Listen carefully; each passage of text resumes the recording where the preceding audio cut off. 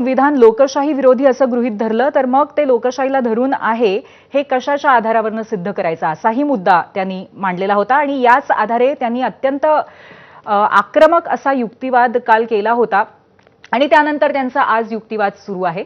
पक्षाच्या घटनेनुसारच प्रतिनिधी सभेची नियुक्ती होऊ शकते असं आज त्यांनी म्हटलंय। प्रतिनिधी सभेच्या सदस्यांच्या नियुक्तीवरती आयोगाने सवाल उपस्थित केले असंही त्यांनी आज म्हटलंय आणि निर्णय घेताना आयोगासमोर मोठा प्रश्न असल्याचं त्यांनी नमूद केलेलं आहे। अर्थातच पक्षचिन्ह सुनावणीमध्ये पक्षचिन्ह हे शिंदे गटाला बहाल करण्याच्या निर्णयाला आव्हान देण्यात आलेलं आहे आणि त्या अनुषंगानेच आज युक्तिवाद सुरू आहे। ही अंतिम सुनावणी आहे सुप्रीम कोर्टात होणारी। सध्या कपिल सिब्बल यांचा ठाकरे गटाच्या वतीने युक्तिवाद सुरू आहे आणि त्यानंतर इतर पक्ष सुद्धा युक्तिवाद करतील आणि त्यानंतर जो काही या संदर्भातला निर्णय असेल तो राखून ठेवला जाईल असं सांगण्यात येत आहे। दरम्यान आता काय काय अपडेट्स आहेत आपण इकडे स्क्रीनवरती बघतोय। शिंदे एवढे वर्ष याच यंत्रणेत होते, त्याविषयी त्यांची तक्रार नव्हती, आता ते स्वतःला पक्षाचा मुख्य नेता म्हणवून घेत आहेत असं सिब्बल यांनी म्हटलंय।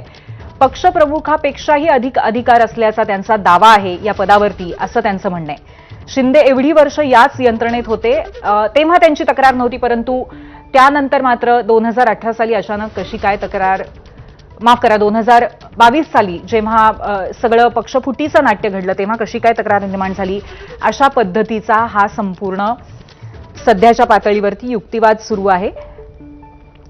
सातत्याने या संदर्भामध्ये गेल्या आठवड्यापासून युक्तिवाद सुरू झाला तेव्हापासून दोन्ही बाजूचे शिवसेनेचे नेते सुद्धा प्रतिक्रिया देत आहेत आणि दोन्ही बाजूंना असा आत्मविश्वास वाटतोय की पक्ष आणि चिन्ह आपल्या बाजूकडेच राहणार आणि आजची सुनावणी संपलेली आहे। उद्याही कपिल सिब्बलच युक्तिवाद करणार आहेत असं कळतंय।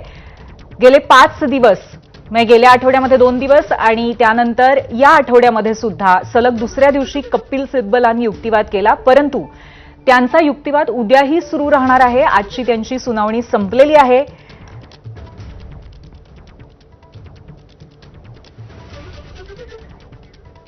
आणि आजची सुनावणी संपली। आता एक पुन्हा आपण सोमेश कोलगे यांच्याकडे जाऊया। सोमेश, उद्या पुन्हा सुनावणी सुरू होईल, एक क्विक आपण रॅपअप घेऊ शकतो का, एक धांदोळा घेऊ शकतो का आज काय घडल्याचा?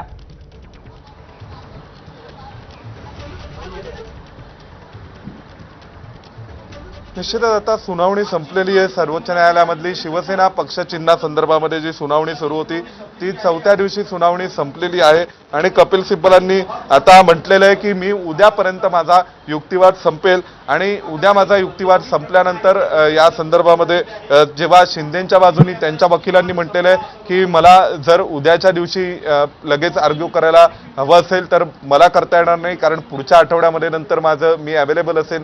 तर सध्या उद्या शुक्रवारचा दिवस आहे, विकेंडच्या पूर्वीचा दिवस आहे आणि उद्या देखील या प्रकरणावर आता सुनावणी होऊ शकते, कारण सध्या सूर्यकांत यांनी कपिल सिब्बल यांना विचारलं त्यावेळी सिब्बलांनी असं म्हटलेलं आहे की या प्रकरणामध्ये आम्हाला उद्याच्या दिवसापर्यंत सुनावणी माझी पूर्ण होईल आणि माझी बाजू मांडून पूर्ण होईल। त्यानंतर पुन्हा ठाकरेंच्या वतीने असंही सांगण्यात आलं की आम्ही जर या संदर्भामध्ये विचार केला तर जो MLA डिस्क्वालिफिकेशन म्हणजे आमदार अपात्रतेचा मुद्दा आहे त्या मुद्द्यावर देखील आमच्याकडून सुनावणी होणं बाकी आहे। त्यामुळे सध्या जर आपण विचार केला तर कपिल सिब्बलांच्या म्हणण्याप्रमाणे त्यांनी आता त्यांचा युक्तिवाद संपवलेला आहे जो या संपूर्ण पक्षचिन्हाच्या वादासंदर्भातला आहे आणि अगदी काही मुद्दे शिल्लक आहेत, त्या मुद्द्यांवर ते उद्या पुन्हा युक्तिवाद करणार असं म्हणालेत।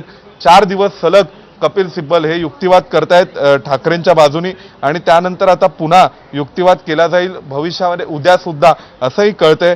त्यानंतर मग पुढच्या आठवड्यामध्ये सुद्धा या संदर्भामध्ये युक्तिवाद होण्याची शक्यता आहे। आता आपण पाहतोय की जर अरे खडे रहो यार। नक्कीच सर, आपण पुन्हा एकदा सोमेशकडे जाणार आहोत, पण आत्ताची महत्वाची ताजी अपडेट हीच आहे की आजची सुनावणी संपलेली आहे आणि उद्याही कपिल सिब्बल यांचाच युक्तिवाद सुरू राहील।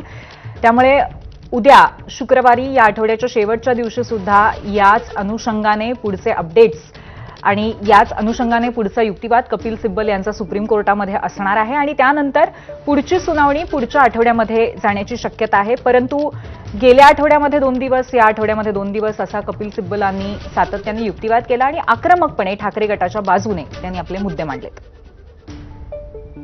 शिंदेच्या मुख्य नेते पदासह त्यांनी निवडणूक आयोगावरती आक्षेप घेतल्याचं बघायला मिळालेलं आहे. हे बघा, युबीटीच्या युक्तिवादामध्ये प्रशांत